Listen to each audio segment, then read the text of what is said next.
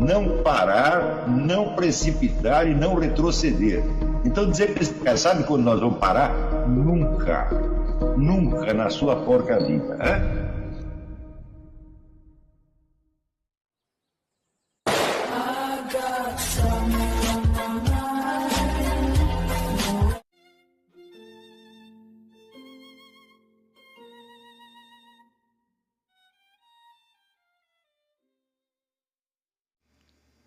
E aí pessoal, tranquilo? Então vem aqui antes do vídeo começar, pedir para vocês se inscreverem, quem não for inscrito, compartilhar, curtir, comentar. Quem puder seja membro do canal, que isso ajuda bastante. Tem também o link do Apoia-se. Quem puder ajudar nosso canal e apoiar financeiramente vai ser muito bem-vindo. Mas o mais importante é transmitir o conteúdo e os conhecimentos do professor Olavo de Carvalho para mais e mais brasileiros. Então compartilhe e ajude aí nossa causa. Muito obrigado a todos os membros, apoiadores do canal. Fico muito feliz. Tenho certeza que a gente está no caminho certo. Então fiquem com o vídeo e até mais. Valeu! Com frequência a gente se esquece que todas as opiniões que nós temos a respeito da nossa própria vida, as opiniões que nós emitimos nas discussões com os nossos amigos, em polêmica de botequim, em trabalhos de escola, em cartas que enviamos para os jornais, todos os palpites que nós damos a respeito do que quer que seja, estão sempre baseados em algumas concepções gerais que nós tomamos como garantidas, tá certo? Que nos parecem a maneira, vamos dizer, natural e óbvia de colocar a coisa, mas que, evidentemente, são ideias que têm uma história. E quando você rastreia a história, você vê como elas surgiram, você vê que sempre surgiram de alguma discussão, surgiram sempre no curso de um confronto com outras ideias possíveis, e elas não têm essa validade absoluta e incondicionada com a qual nós estamos acostumados a nos apoiar nelas. Não é? Por exemplo, a ideia atual que não digo que seja tão atual, mas que dominou durante todo o século XX, que os fatores que pesam na formação do ser humano são, por um lado, a natureza e, por outro lado, a cultura. Que os ingleses diziam nature versus nurture. Quer dizer, aquilo que vem com você ou aquilo que te foi dado pela sociedade depois do seu nascimento. Essa distinção nos parece óbvia e nos parece abranger a totalidade das questões que nós podemos levantar a respeito do ser humano. E, portanto, esses dois conceitos balizam tudo que a gente discute a respeito. Por exemplo, a questão da origem das neuroses e psicoses, se discute se tem uma origem genética ou se é, vamos dizer, causada por fatores familiares, educacionais, etc, etc. Né? E, vamos dizer, com tanta naturalidade nós entramos por esses canais que a possibilidade de conceber as coisas de outra maneira nos parece cada vez remota. Na verdade, ninguém se lembra disso aí. Mas com um pouquinho de estudo da formação desses conceitos, você vê como eles são problemáticos e inseguros. Né? Mesmo porque,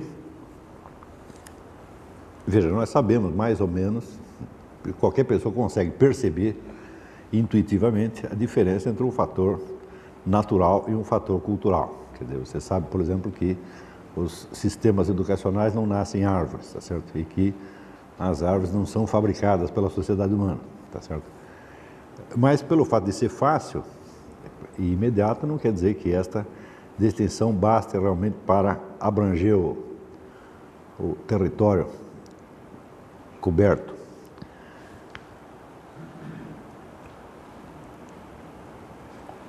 Principalmente, existe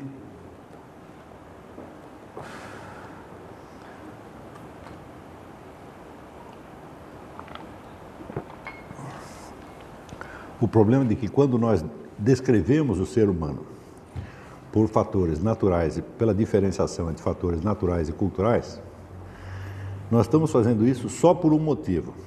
é porque nós não temos um terceiro conceito capaz de abranger as duas coisas.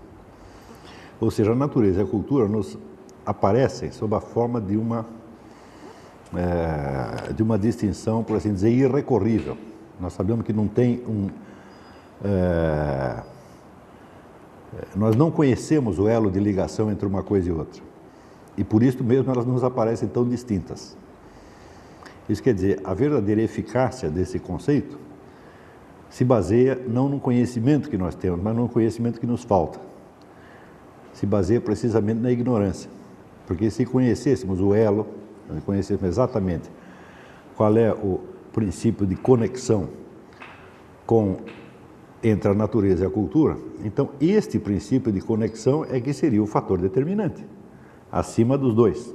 Né? Isso quer dizer, se existe um terceiro elemento, né, que conecta ou abrange natureza e cultura, então evidentemente este fator seria a verdadeira força causal por trás dessas duas aparências.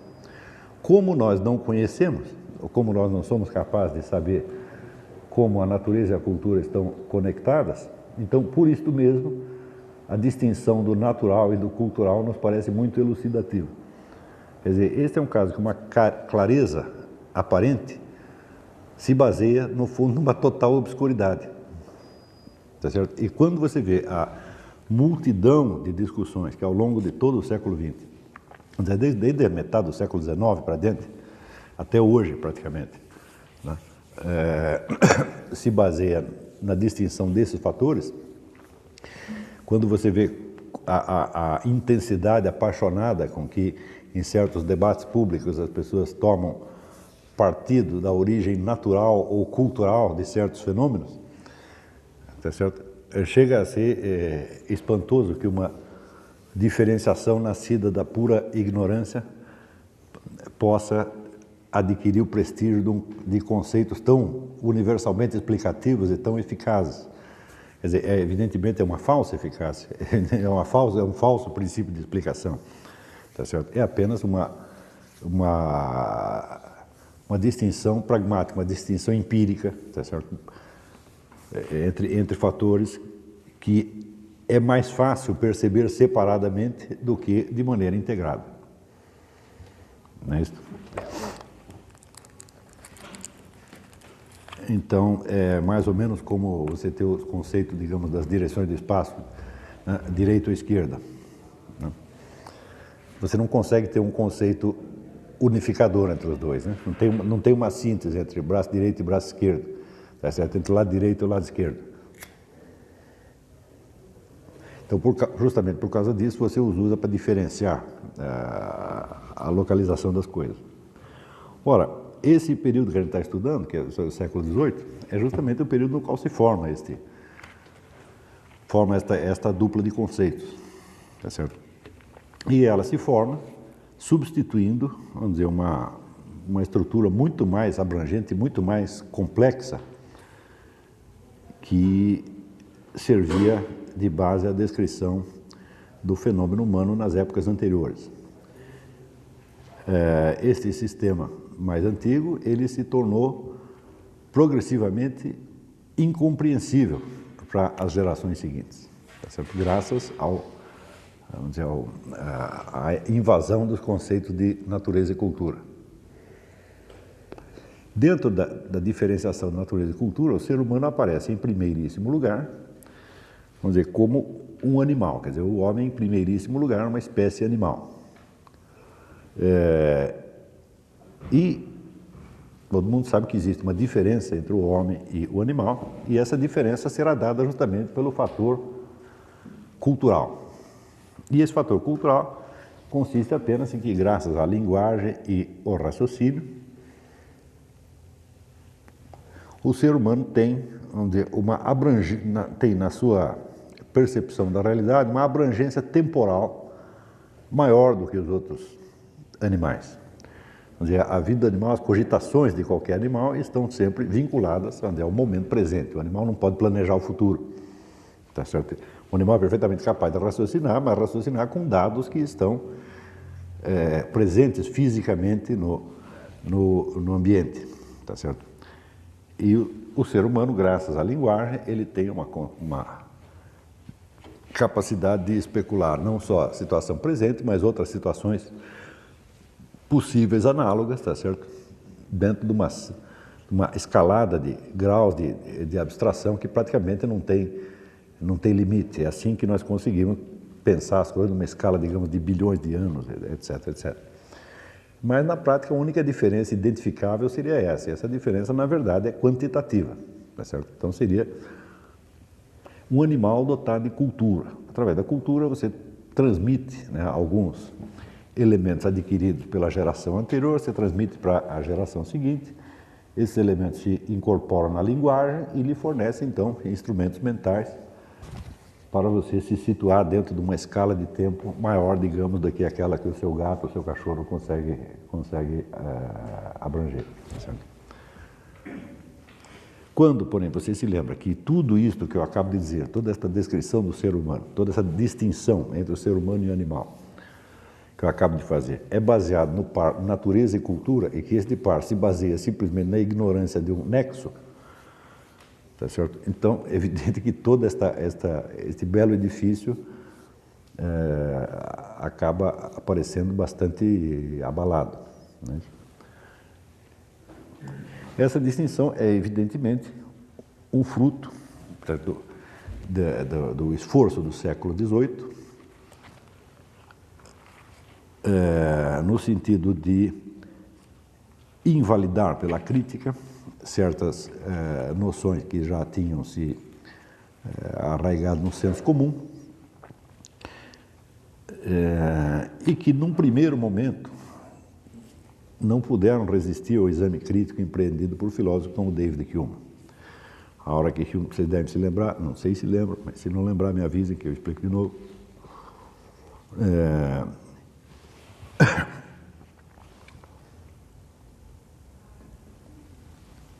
Que Hume colocava em dúvida não só, vamos dizer, a existência de substâncias no sentido aristotélico da coisa, tá certo? Mas até a existência de um eu capaz de percebê-las. Porque ele diz que tudo o que nós dispomos como dado, né, ao nosso conhecimento são estados pelos quais nós passamos. Esses estados são, vamos dizer, são percepções que nós temos. E nós, diz ele, não temos nenhuma prova de que exista uma conexão entre elas.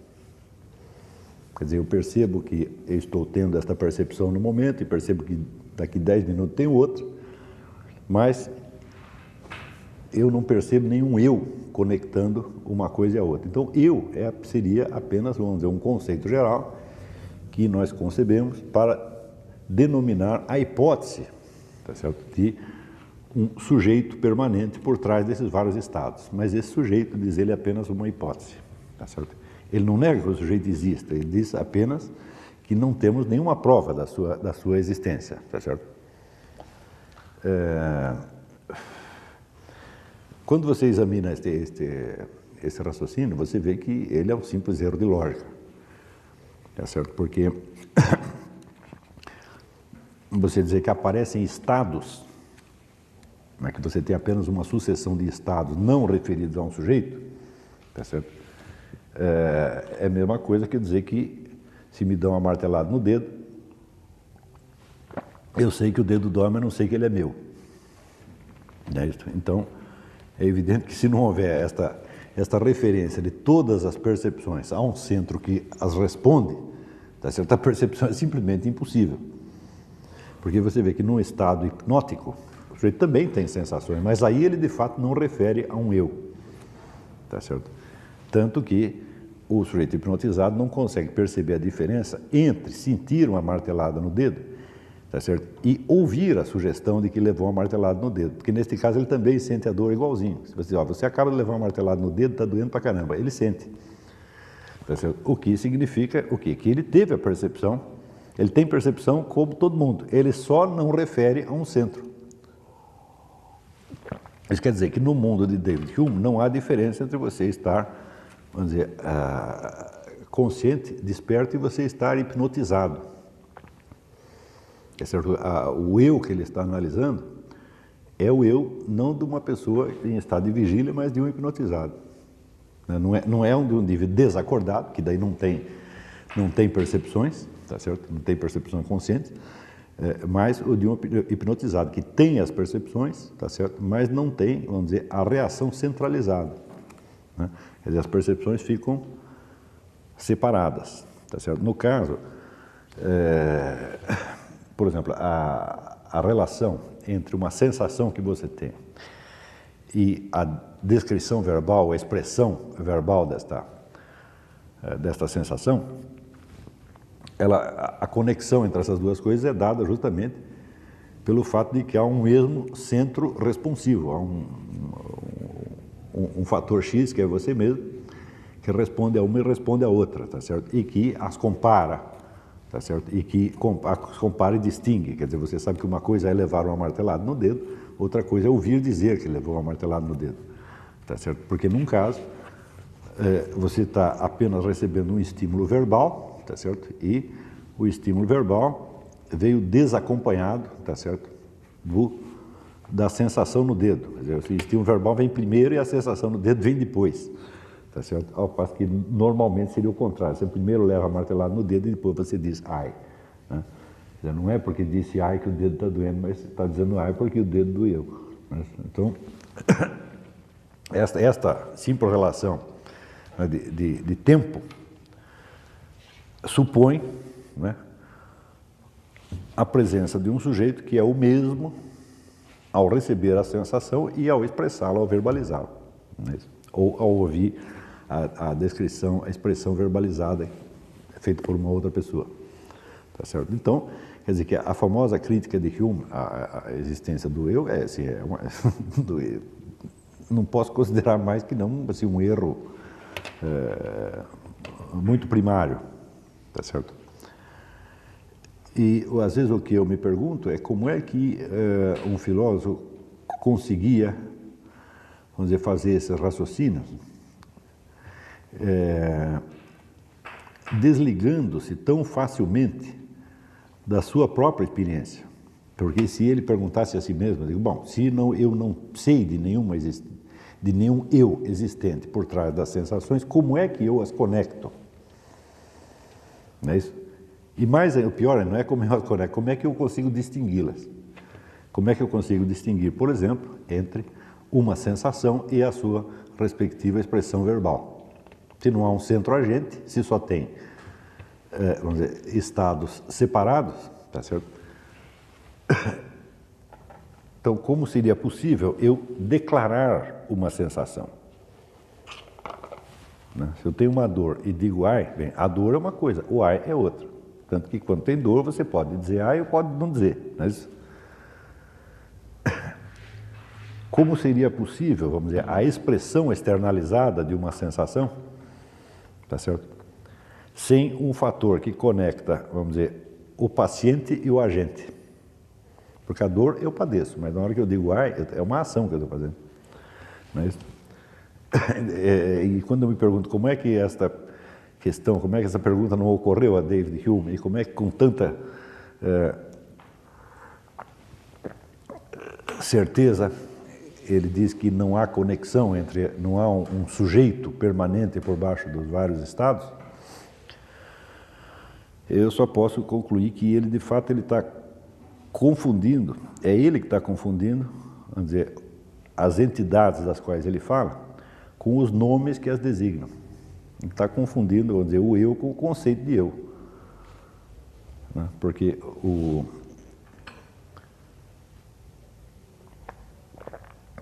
esta análise que ele faz é baseada, vamos dizer, na decomposição lógica, tá certo? Da expressão de sensações, e não na descrição da experiência real das sensações. Quer dizer, com toda a sua profissão de fé empirista, ou seja, que enaltece o prestígio e o valor da experiência, o elemento experiência está bastante faltante na crítica de Hume ao conhecimento pelos sentidos. E, no entanto, estas objeções chegaram a ser consideradas irrespondíveis. Kant as considerava irrespondíveis até certo ponto. Nós não demos nada de Kant ainda, né? Diga. O budismo ele segue uma linha mais ou menos parecida com essa que o senhor descreveu. Onde que ele acerta que o filme é? Na questão do eu? Não, quando o budismo diz essas coisas, ele não diz isso para você acreditar nelas. Né?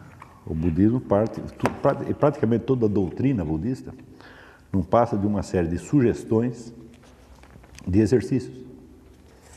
Você experimentar pensar as coisas assim, o assado, porque se você passar por essa experiência, você chegará a um resultado X. Então, a doutrina budista não é bem uma doutrina, é como se fosse um teatro. Você encena certas situações, certos enigmas, certos paradoxos, e de tanto você vivenciar aqueles paradoxos, alguma coisa vai acontecer depois. Isso produz, a meditação sobre isso produz um resultado espiritual X ou Y, que trará consigo a solução desses mesmos enigmas.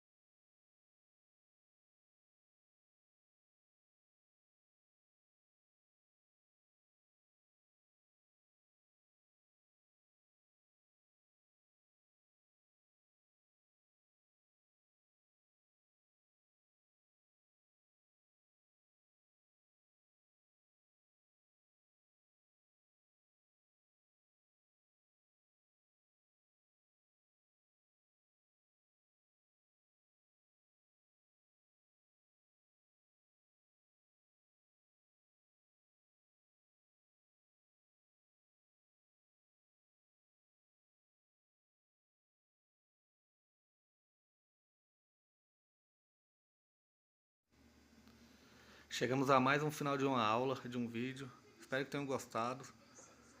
Quem não se inscreveu ainda, se inscreva, compartilhe, comente. Ajude o nosso canal, apoie, seja membro. E ajude o nosso canal a chegar a cada dia a mais brasileiros que precisam muito do conhecimento do professor Olavo de Carvalho. Então é isso aí, fique com Deus, até o próximo. Valeu! Então é isso aí, pessoal. Que é o nosso canal.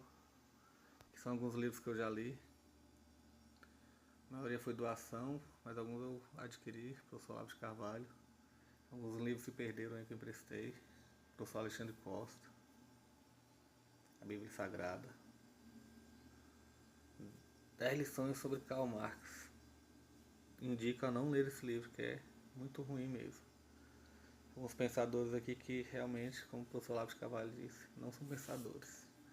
Valeu, tamo junto aí. Apoie nosso canal, seja membro.